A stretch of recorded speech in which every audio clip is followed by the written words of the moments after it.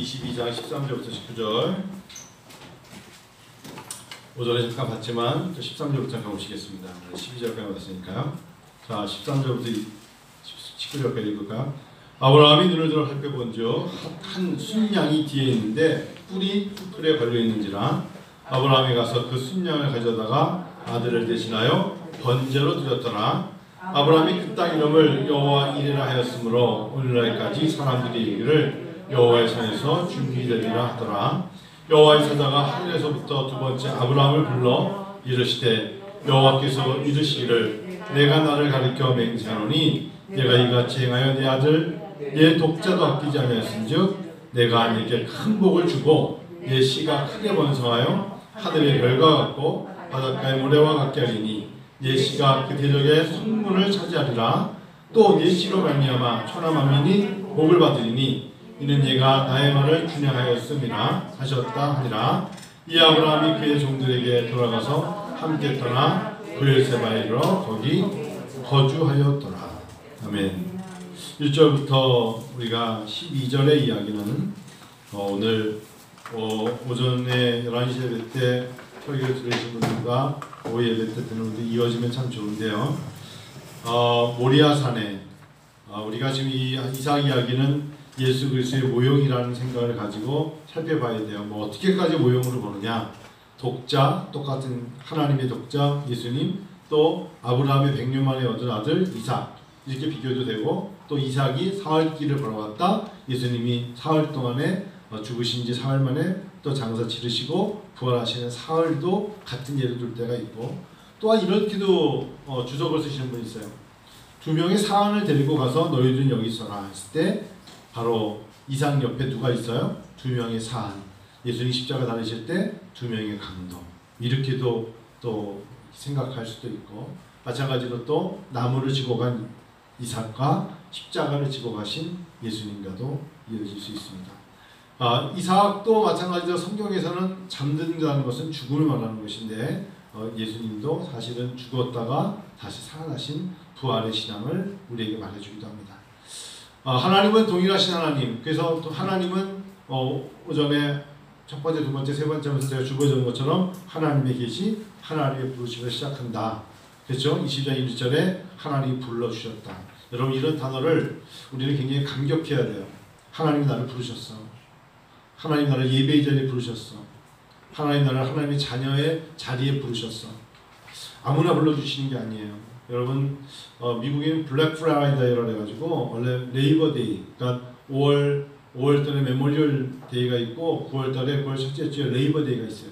레이버 데이는 9월달인데 이때는 미국에서 가장 큰 공휴일이라 생각하시면 돼요. 그러니까 레이버 데이는 노동의 날인데 이때 노동자들을 위해서, 일하는 사람들을 위해서 미국에 있는 웬만한 마켓에서는 뭘 많이 하냐면 세일을 많이 해요. 그것도 아주 파격적인 세일. 뭐 예를 들어 노스페이스 잠바가 $100면 $50.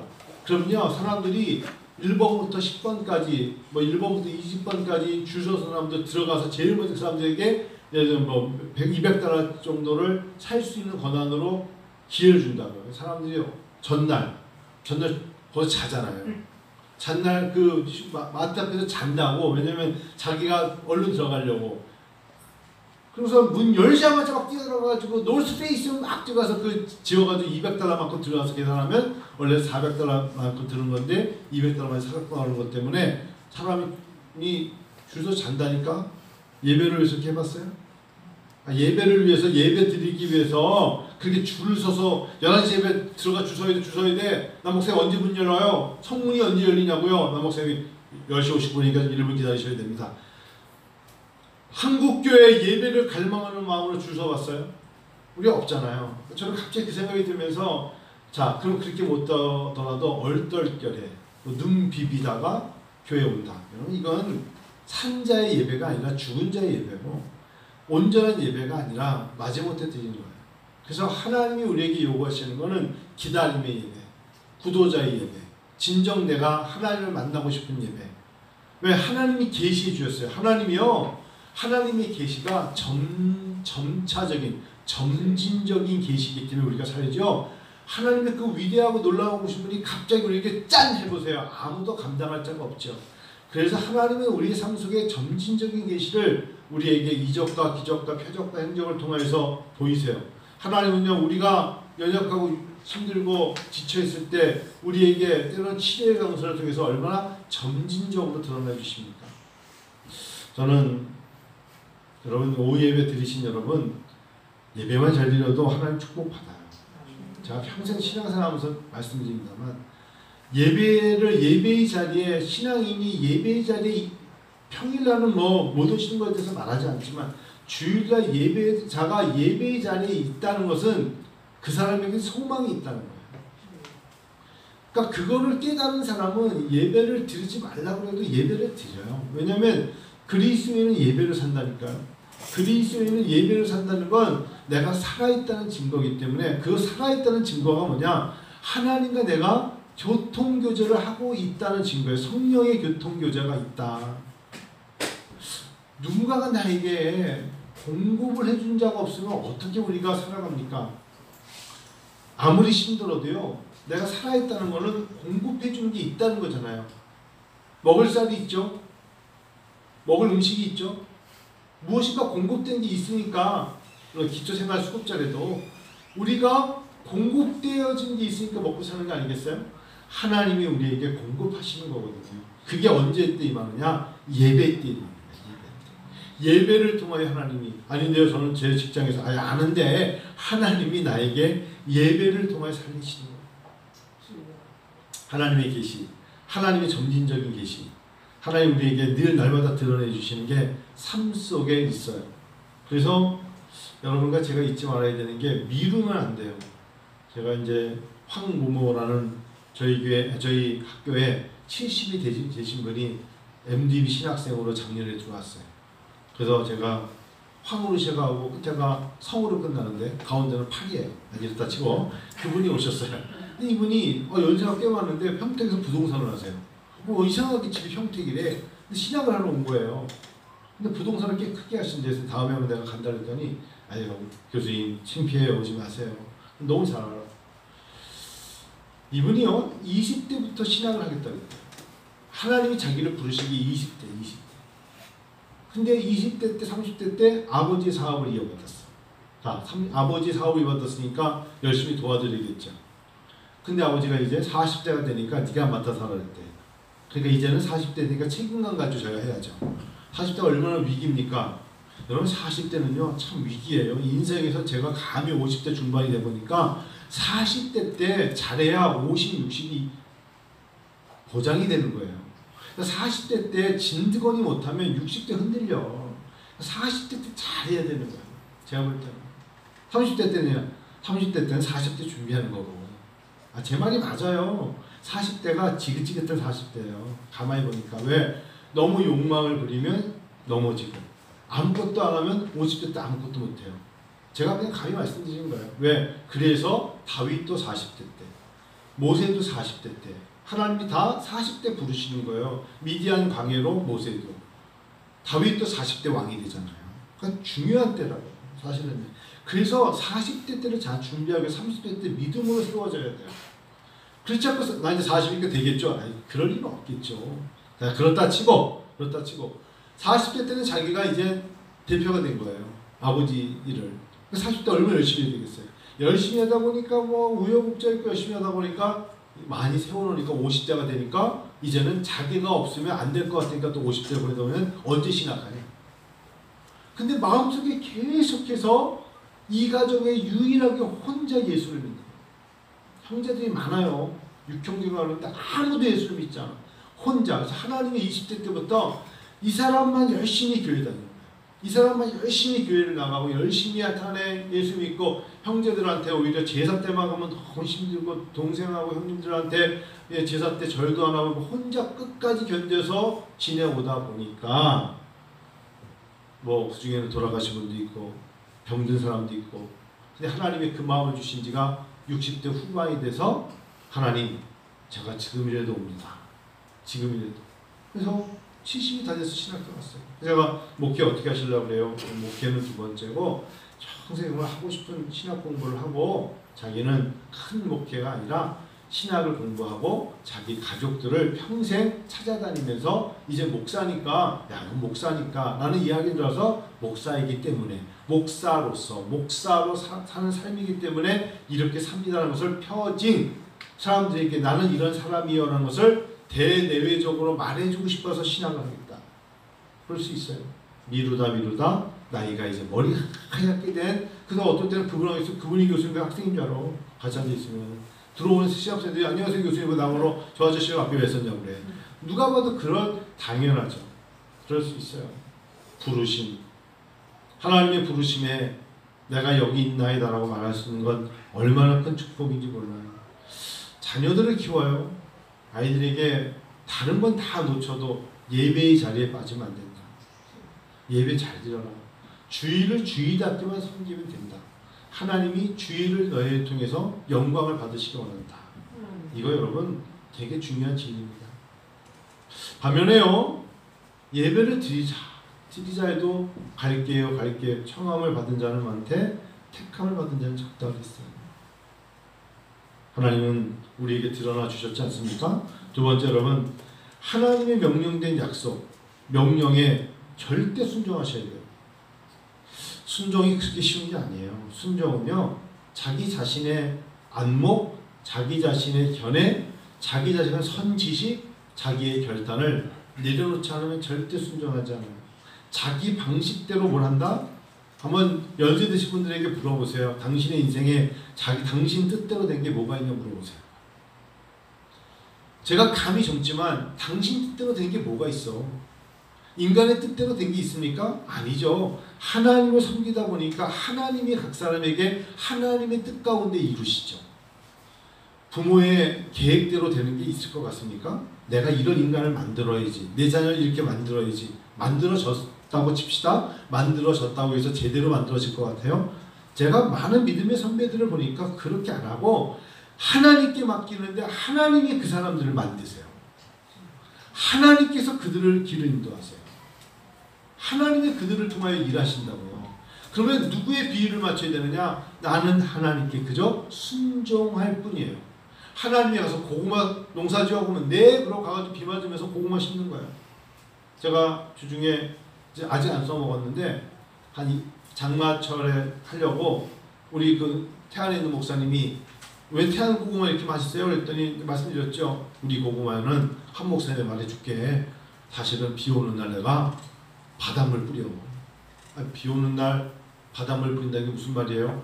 아주 물 6리터에 아주 조금 바닷물 넣어가지고 희석시킨 다음에 호스로 바닷물을 쭉 위로 뿌리면 걔가 내려와가지고 고구마 잎을 죽여. 고구마 잎이 굉장히 무성하면 고구마 뿌리가 얼마 없어요. 그래서 옆집 왔을 때 와 저 고구마 손이 대단한데 별로 뿌리가 좋지 않다는 거예요.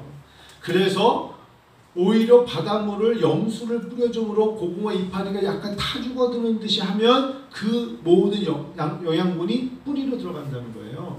그래서 그분은 자기가 했는데 2번 실패했대잖아. 다 죽어가지고. 그래서 너무 바닷물이 너무 셌구나. 그래서 바닷물을 줄여서 이제 농도를 맞추는데 자기 나름대로 몇 년 동안 연구한 겁니다. 그리고 점차적으로 몇 번 뿌리느냐. 그것도 연구하셨다고 하면서 그래서 제가 얼른 대천에 가가지고 대천에 된다. 태안에 가가지고 이만큼 한 통에다 여기 보시면 물 담아놓는 거 그거 마셔보세요. 그거 되게 짤 거예요. 바닷물 떠온 거예요. 해보는 거예요. 들었을 때 하세요. 이거는 정말 나에게 유익이 될 것이다. 그냥 좋은 거야. 이게 아닙니다. 야고보서 2장 볼까요? 야고보서 2장. 성경 보세요. 야고보서 2장. 코로나를 만난 교회가 우리가 앞으로 어떻게 살아야 될까? 야고보서 2장. 야고보 사도가 말하는 게 너무나 우리에게 저 와닿는 게 야고보서 2장 볼까요? 자, 2장 21절. 시작. 21절. 우리 조상 아브라함이 그 아들 이삭을 제단에 바칠 때 행함으로 의롭다 하심을 받은 것이 아니냐. 자, 생각만 했어요? 말만 했어요? 그래 좋은 거야. 이렇게 끝났습니까? 아니에요. 행했죠. 행함으로 의롭다를 받은 것이 아니냐 하면서 22절 시작. 얘가 보거니와 믿음이 그의 행함과 함께 일하고 행함으로 믿음이 온전하게 되었느니라. 잘되는 사람은 하나님의 말씀을 묵상하거나 설교를 들었을 때 아멘하고 그 다음 단계를 행하는 사람은 그 모든 복이 그 사람에게 가요. 행함이 없는 믿음은 죽은 거예요. 하나님께서 우리에게 예배로 삽니다. 그리스도인은 예배로 삽니다. 실컷 말했는데 내가 가끔 가다가 내 목전의 이익과 내가 나의 상황 때문에 예배를 못 드린다 하면 나는 죽는 거예요. 그러니까 정말 내가 응급실에 가 있지 않는 한 예배는 내가 쓰러지지 않는 한 예배를 드리는 거예요. 하나님께 내가 산 제물로 드린다 생각하고 하나님께 나오는 자가 쓰임을 받는 거예요. 누가 봐도 어쩔 수 없는 사람은 누가 봐도 어쩔 수 없는 거예요. 그런데 예외적으로 어쩔 수 없지 않은 사람은 하나님이 전에 나와서 예배를 드리는 자가 행함으로 의롭다함을 받는 행함이 곧 믿음의 증거요. 행함으로 행하는 것이야말로 복의 근원이 된다는 거예요. 24절 읽어요. 24 시작. 이로보건대 사람이 행함으로 의롭다 하심을 받고 믿음으로만은 아니니라. 믿음과 행함은 이 퀄리티라는 거예요. 믿음이 있는 자는 곧 행함이 있고 행함은 곧 이신특이 이신칭의만을 강조하는 게 아니라 우리는 믿음으로 의롭다만 강조하는 것이 아니라 믿음이 생기면 곧 행함으로 움직여야 한다. 하나님이요. 그러다 여러분에게 그런 생각 안 들게 하세요. 저는 좀 그런 생각이 들어요. 하나님 저에게 물질을 주시면 제가 하나님께 좀 드리고 싶어요. 하나님 저에게 물질을 주세요. 그런 기도를 하면서 하나님께 그런 기대의 고백을 해요. 하나님 저에게 어느 정도의 물질을 좀 주셨으면 좋겠어요. 그럼 제가 하나님 앞에 제일 먼저 이런 걸 드릴게요. 그럼 하나님이 그걸 주셔요. 그때 사람들이 그 생각으로 하나님께 드려지는 그 손이 바로 행함이에요. 줬어요. 그 생각조차 못하는 건 문제지만 하나님이 나에게 갑자기 이거 꽁돈이야. 절대 하나님 앞에 꽁돈은 없어요. 하나님이 나에게 주신 거는 하나님의 영광과 하나님의 목적이 있어요. 그걸 통해 하나님 받으시길 원하는 거예요. 세상에 꽁돈이 어디 있어요? 제가 지난주에 우리에게 어떤 분이 지나가시다가 헌금한 거 재정부에서 보니까 얼마가 왔더니 15만 원 헌금한 것 같더라고요. 모르는 분이에요. 근데 그분이 갑자기 지나가다가 하나님 앞에 이 교회 무슨 작정 헌금합니까? 하면서 헌금한 게 15만 원이에요. 이분이 15만 원 여러분 뭐 많다 적다가 아니라 그 사람의 믿음이 있는 거예요. 그 사람은 그 돈을 드린 것이 우리 교회가 어딘지 모르지만 하나님은 그 사람에게 하늘의 미랄과 같은 드려진 걸로 제가 믿기로는 저는 그렇게 해요. 하나님 사람이 손이 마르지 않도록 10배든 100배든 부어주시옵소서. 제가 그분의 이름도 모릅니다만 얼굴은 받고 하나님 부어주시옵소서. 그런 기도를 하나님께 드렸어요. 행함 중요한 단어입니다. 그 행함은 내가 믿음을 가지고 순종해야겠다는 생각을 갖지 않으면 절대 행할 수가 없어요. 목회자로서 다가오는 많은 유혹이 있어요. 믿음으로 산다는 것, 그리고 하나님의 사람으로 산다는 것, 참 어려운 것들이 많이 우리에게 앞에 있어요. 최근에 제가 아는 목사님이 그러시더라고요. 목회를 코로나로 말미암아 이제 접고 다른 일을 하겠다. 그런 말씀을 들을 때 마음이 부담감이 생겨요. 아닙니다. 그러지 마세요. 하나님께서 정말 여러분 오늘 성경에 있는 데 있죠. 오늘 22장의 끝에까지 자 17절 한번 읽어봐요. 17절 자 같이 읽으시죠. 내가 네게 큰 복을 주고 네 씨가 크게 번성하여 하늘의 별과 같고 바닷가의 모래와 같게 하리니 네 씨가 그 대적의 성문을 차지하리라. 성문이 뭡니까? 여러분 성문 예수님이 말씀하신 나는 문의 양의 문이라 하셨죠. 성문 집안 문 사람들이 뭘 못 들어오게 하니까 문을 못 열고 들어오게 하죠. 하나님께서 당신이 목회를 잘하고 목회 못하고가 아니라 하나님이 허락된 피로 사신 교회의 그 문을 지키고 있는 것만으로도 당신으로 말미암아 그 문이 되어줌으로 말미암아 은혜를 받고 축복을 누리는 사람이 한 명이든 두 명이든 하나님의 문을 닫을 때까지 견디는 것이 은혜입니다. 아버지가요. 아버지가 아버지로서 그 자리를 지킴으로 아들과 딸이 고맙다고 일은사는 그런 때가 있고요. 어머니가요. 어머니로서 그 자리를 지킴으로 말미암아 자녀들이 든든한 힘을 얻을 수가 있는 것이잖아요. 성문을 차지하리라. 오늘 말씀 갑자기 대적의 성문을 차지하리라 말씀하신 게 결국은 순종으로 사는 사람이 하나님 그 문에 문지기를 5분을 보내서 지키게 하시고, 즉 그 사람이 기도의 자리에서 기도함으로 말미암아 하나님이 그 문을 지키게 하신다는 거예요. 예배를 드리는 자를 통하여 그 예배당의 성도가, 큰 예배당에 수만 명이, 큰 예배당에 단 2명이 예배를 드려도 그 예배의 성문을 하나님이 지켜주시고 차지하게 하십니다. 우리는 그렇게 큰 교회니까 사람이 많아야죠. 거긴 작은 교회네, 이렇게 말하는 건 세속적인 생각이에요. 그곳에 하나님의 영광이 임하는 교회라고 생각을 하시면 돼요. 할렐루야. 순종, 여러분 이런 단어 들으면 하나님 앞에 내가 이거 한 뒤에 혹시 나에게 벌어지는 일이 갈등이 있을 때 나는 믿음으로 순종할 거야 라고 하나님께 고백하시면서 믿음에 순종하려는 자세를 갖고 나갈 때 코로나 이후에 기대가 생겨요. 하나님 기대가 생겨요.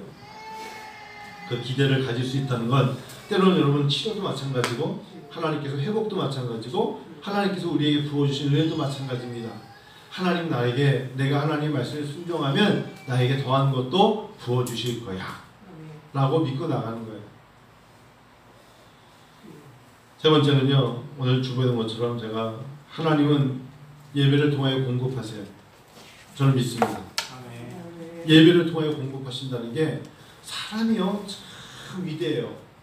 우리가 성령을, 하나님이 우리에게 영을 부으사 생기가 있었고 생명이 됐기 때문에 하나님의 영을 받은 사람들은요 그냥 무심코 기도하는 것 같아도 우리가 볼 때 그냥 기도하고 이렇게 나왔어, 천만에요. 하나님의 성령의 교통교제로 하나님은 내가 갑자기 길을 가도 생각나게 하세요. 그리고 구하게 하세요. 그리고 기대하게 하시고, 그리고 하나님이 손대게 하세요.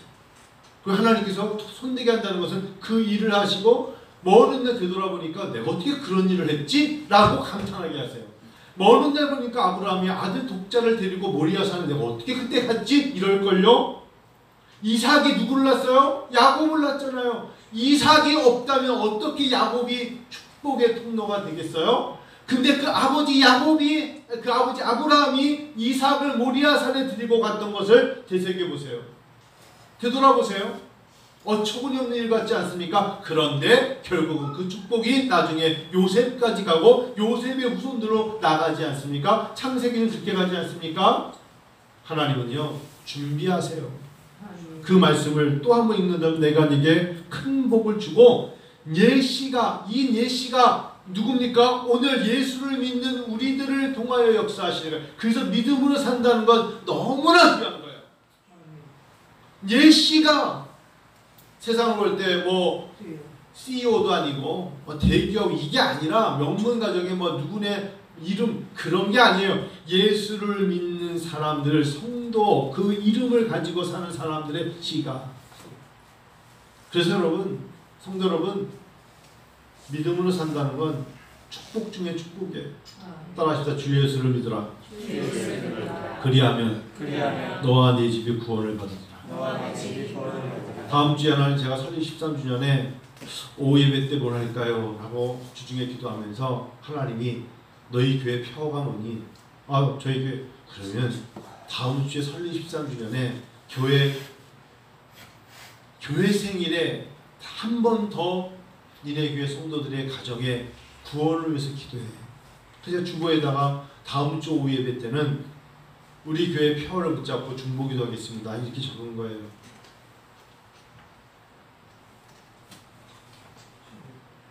예수를 믿어서 천국에 가야 만나죠.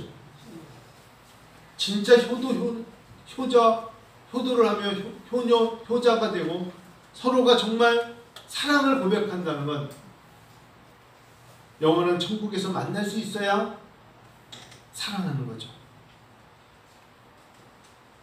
이 땅에서는 만나서 즐길 수 있지만 누구나 다 한 번 사는 건 정한 이치이기 때문에 떠났는데 다시 만날 수 없다면 사랑의 관계가 아니죠. 근데 이게 정말 하나님 눈물이에요. 이걸 어떻게 하나님께서 해결해 주세요. 근데 이게 사람들이 다 잘나가지고 자기 판단에 따라서, 종교는 자유라며, 내 판단이 있어, 나의 의지가 있어, 안 듣잖아요.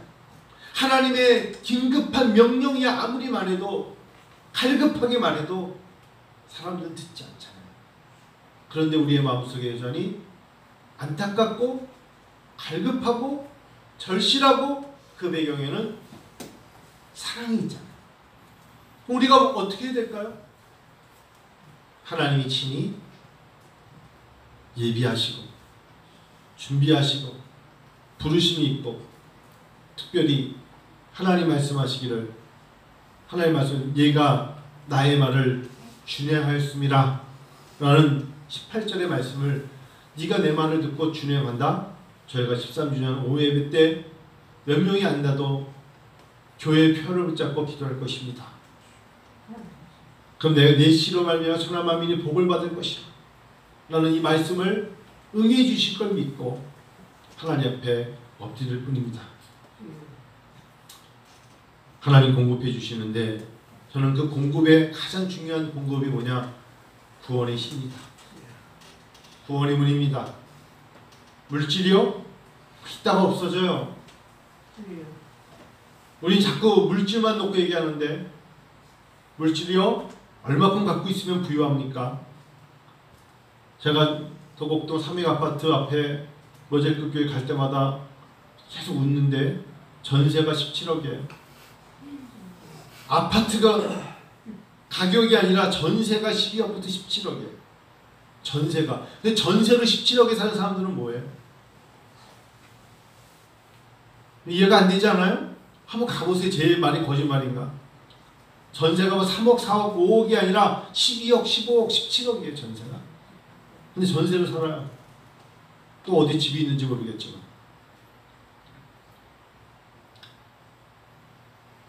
근데 이렇게 부럽지 않아요. 진짜 이제는 여러분 뭐 용서하면 그렇게 부럽지 않아요. 그 사람들이 먹는 거나 우리가 먹는 거나 우리가 더 좋은 공기 마시면서 비교한다면 굳이 여러분 행복과 평안은 거기 있지 않잖아요. 그러면 제가 은근슬쩍 그 교회 부목사한테 물어봤거든요. 거기 사시는 분들이 헌금을 많이 하니? 그렇지도 않아요. 그렇지도 않아요. 김밥 몇 주 갖고 싸운대. 그런 거예요. 그렇게 사는 거예요. 물질이 중요한 게 아니라 하나님 우리에게 진정한 기쁨, 밥상머리에서 예배드릴 수 있는 사람들의 모임. 밥상머리에서 기도할 수 있는 사람들의 모임이 있을 때 눈물이 나죠. 사람이 죽었을 때 예배를 드리며 지금까지 지내온 것 주의 뜻이 있느냐라. 이 찬양을 부르고 나의 갈 길 다가도록 예수 인도하시니 이 찬양을 드리면서 하나님 앞에 환송 주님께 갑니다 받으소서 라고 마음껏 찬양하며 모든 사람이 그 사람이 평생 예수를 잘 믿었다는 말을 할 수 있는 그러한 이야기를 듣는 사람은 복 있는 자로다. 그들의 씨가 그들의 자녀들이 그들의 자자손손이 복을 누릴 것이라. 그런 마음뿐이에요. 적어도 내 아버지 함께 목회를 하면서 하나님 앞에 눈물을 흘리며 기도하는 건 하나님 이 가정의 구원을 허락하소서.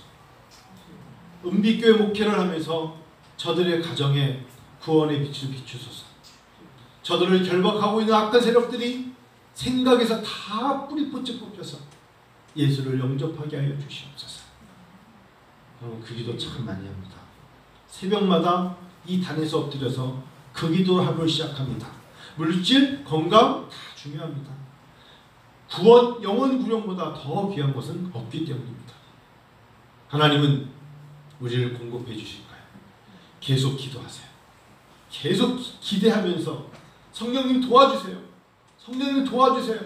하나님 2021년에 하나님 도와주셔서 인근에 가까운 교회라도 누구를 통해서라도 기꺼이 어쩔 수 없이 아니 그의 마음의 영혼이 깊은 것에 하나님의 인도하심을 받아서 예수 그리스도를 영접할 수 있도록 길을 열어주시옵소서.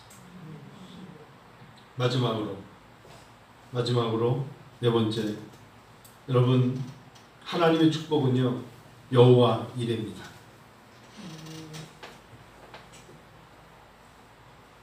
하나님은요 공급해 주세요. 어쩌다 마주치느냐는 게 없어요.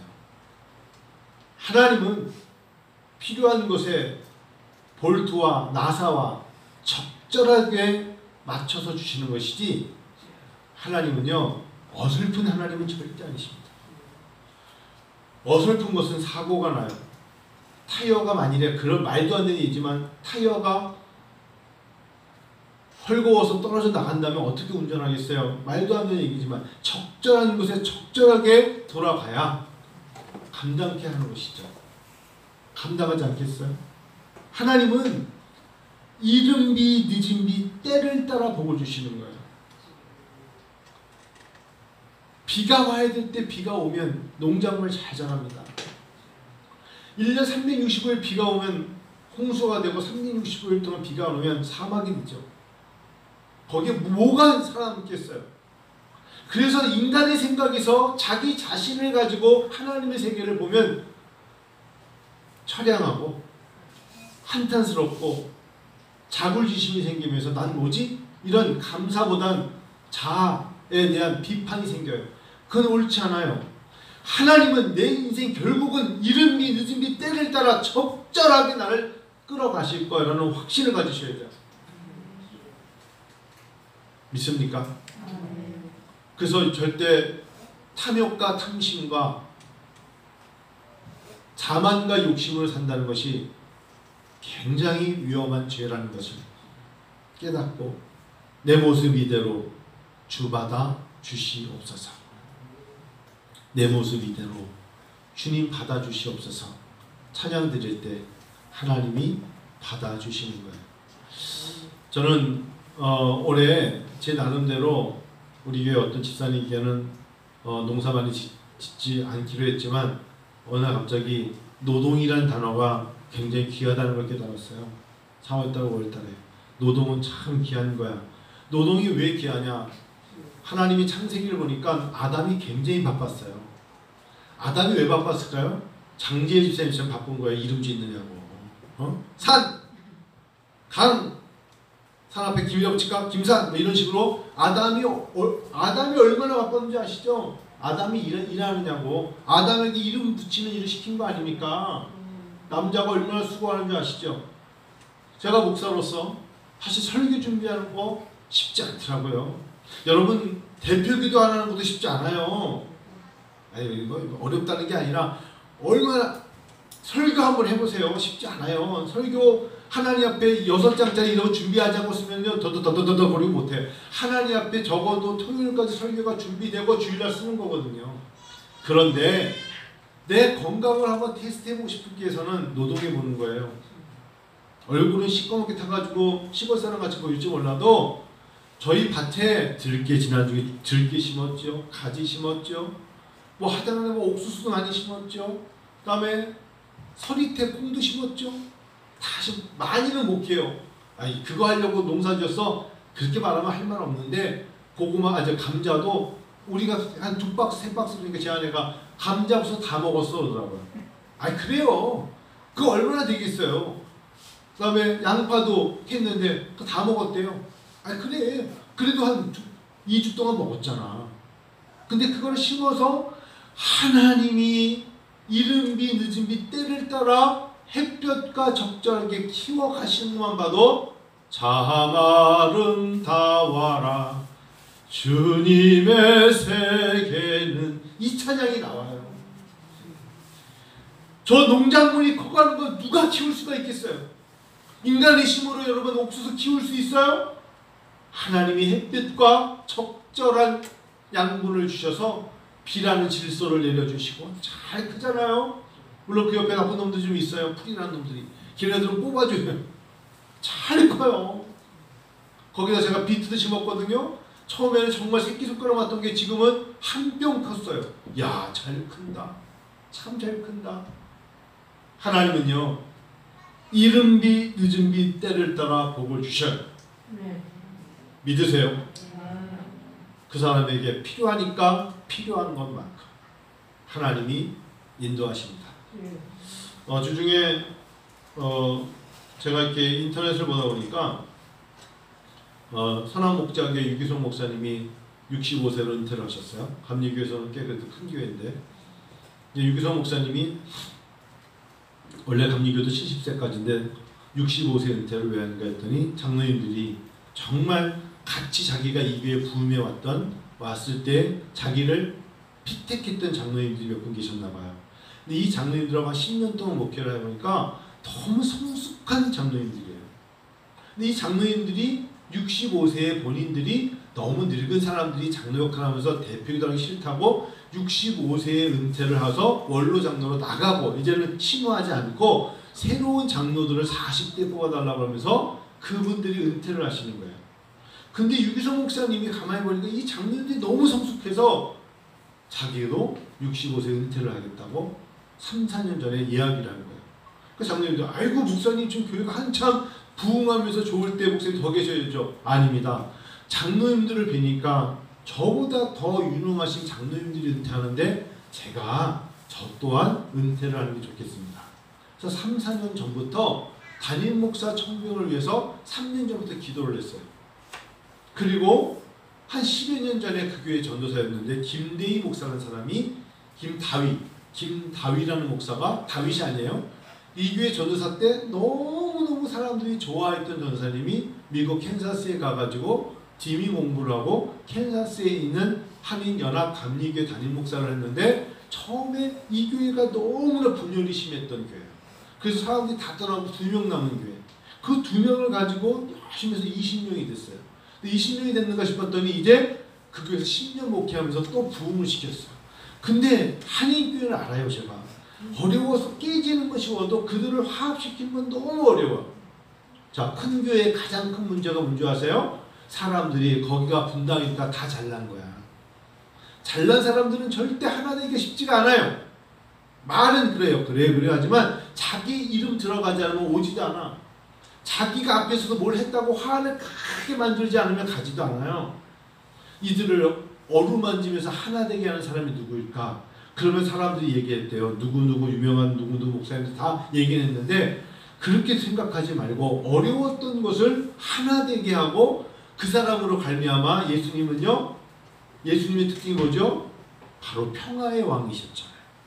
마음이 청결한 자가 하나님을 볼 것이요. 하나님을 누가 봅니까? 청결한 자가 보죠. 그리고 화평케 하는 자가 복이 있나니 저가 하나님의 아들이라 그랬거든요. 그래서 생각을 바꾼 거예요. 누가 최근에 그러한 예 중에 어려웠던 것을 하나 되게 해서 잘 사람들을 끌어가느냐 했더니 한 분이 우리 10여 년 전에 그 전도사님 있잖아요. 그분이 선교사로 나갔다가 미국에 와서 듀크인가 어디선가 공부를 하다가 한인연합감리교회 목회를 하는데 그분을 한번 찾아가 봅시다. 그래서 2년 동안 계속 미국을 들여다니면서 잘 지냈어 하면서 한 장로님이 그냥 잘 아는 척하면서 계속해서 그 교회를 들여다본 겁니다. 그리고선 그 장로님이 제가 2년 동안 맡아서 일하는 거예요. 유럽도 가고 한 번은 미국도 하면서 제가 리포트를 하는데 가보니까 이 교회가 이 목사님이 떠나면 눈물일 줄 몰라도 이렇게 어려웠습니다. 그런데 하나가 됐습니다. 그 말을 들은 당회에서 99%가 많은 기라성 같은 후보들이 올라왔어요. 100여 명만 올라왔겠어요? 그런데 이분을 담임 목사로 청빙했어요. 42살입니다. 굉장히 좋은 일입니다. 유능한 사람, 제가 왜 목회학 목사를 했을까? PhD도 아니고 유능한 사람, 그리고 감신대 나와서 뭐 일반 대학이 뭐 서울대 출신도 아니고 감리교 신학대학 나와서 나름대로 열심히 살았던 이 사람을 하나님은 선한목자교회 담임 목사로 이제 청빙위원회가 통과시켰다. 참 귀한 거죠. 생각이 달라요.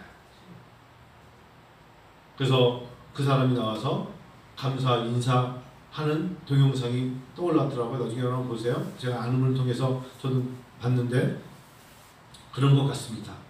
하나님은요 우리에게 바로 그런 하나님이세요. 때로는 우리가 하나님 앞에 순종하는 마음으로 하나님의 공급하심을 바라보고 있으면 하나님은 이루신다. 할렐루야. 그 믿음을 갖고 나가십시다. 이루실 줄 믿습니다. 기도하겠습니다.